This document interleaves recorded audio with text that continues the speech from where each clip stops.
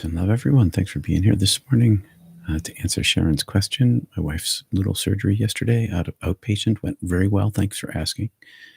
She's home inside recovering, doing fine. Thanks. Wasn't a big one, but surgery is surgery. So thank you for asking.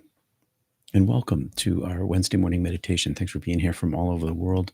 Sure appreciate it. We've got at least 3 countries represented right now. It's crazy how the international borders get smaller and smaller. So Biezhang, and I know that I totally didn't pronounce that right. It's a Chinese name. It's Baizhang, Biezhang, 720 to 814, off the common era. And make sure to turn that down a little. He was a prominent Chan, which is Chinese Zen master during China's Tang dynasty. And a central theme in Viezong's teaching is the ineffability, unspeakableness of ultimate reality, that it can't be captured fully or defined by ordinary concepts or language, as it lies beyond the limits of thought and speech. We've talked about this a bazillion times from all different mystical perspectives, because this is a universal thing.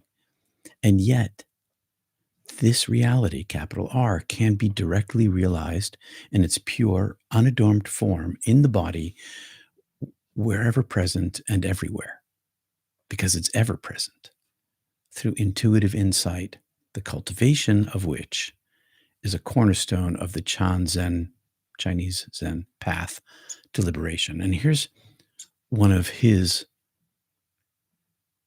mystical poems.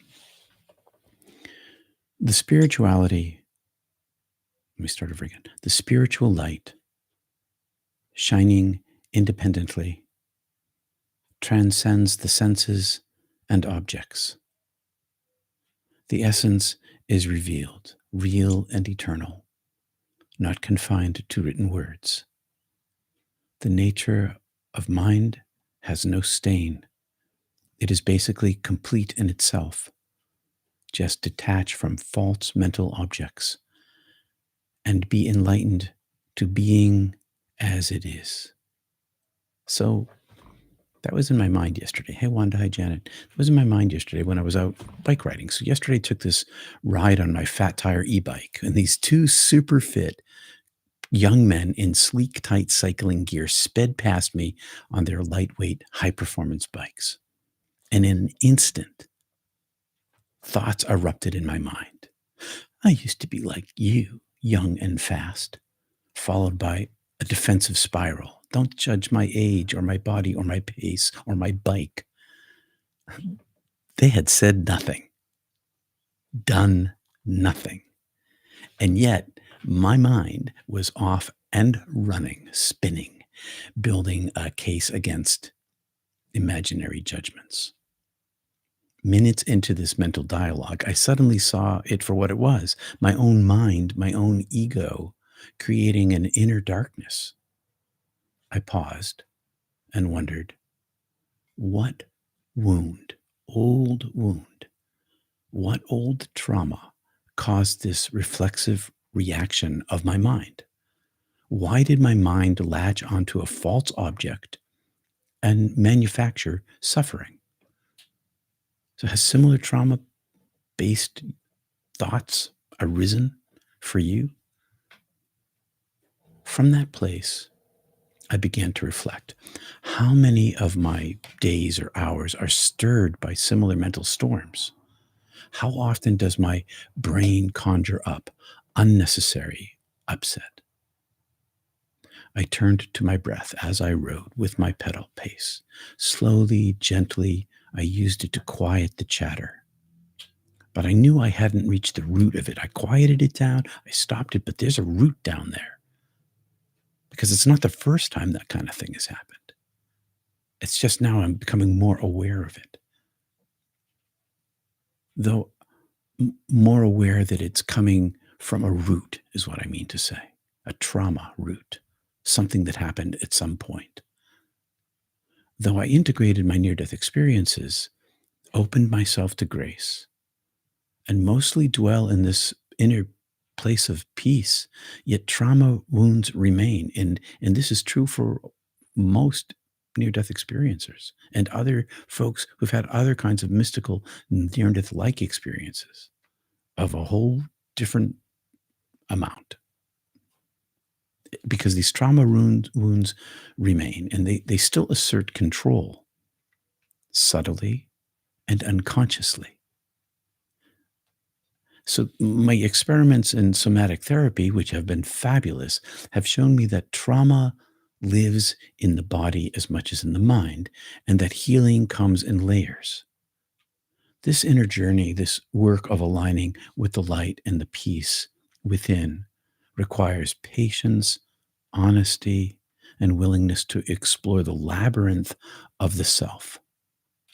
And so next week, I'm going to undergo more somatic therapy to release layer after layer.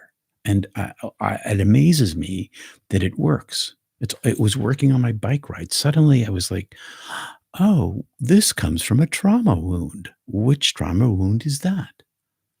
So today, in our somatic breath practice, as you anchor your mind with your mantra, your sacred word, or your chant, begin to let it fall away. Breathe. Feel the air in your nose, in your throat, in your belly, in your lungs. Feel the air, hear your breath, listen to your breath. Sense it in the back of your throat where you can feel it. And as thoughts arise, notice the emotions beneath them. Notice the emotions. Feel those emotions. Observe them. Let them guide you toward an inward, toward the root. And there, you may find their tangled origin, and ready perhaps to be seen, felt, and slowly unwind. Thomas Merton, one of my favorite American mystics, Father Thomas Merton, Trappist monk, once wrote, "I'm not so much entangled in my body as I am entangled in my mind." It turns out, however, that the mind is entangled in the body.